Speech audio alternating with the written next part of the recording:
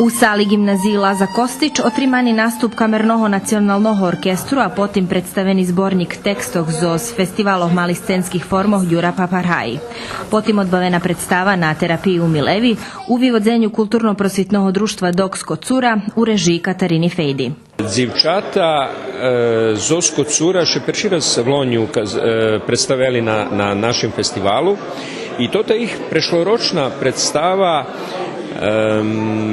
nahnala velih z nas rozdumovac iz peršenstveno zadumače na tim, poneže oni nam na jeden krasni sposob prezentovali, že jak to nie powiem dzeci, ale mladi osobi widza nas starších i mušim pripoznat, že tak jak nas dzeci widza, že to veljima nie služi na čest. Inspiracija mi u stvari prihodzi iz običnog života.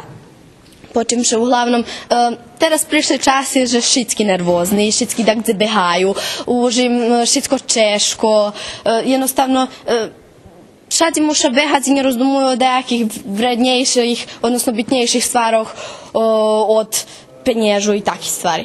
Nješka u planu dva predstavi. Perša, pirskaci žirjački malženstva, kotru odbavi kulturno-umetnicke društvo Joakim Hardi Zos Petrovcoh, a potim pacijent doktora Freuda u vivodzenju Ruskog narodnog teatru Petro Riznič-Đađa z Ruskog kerestura.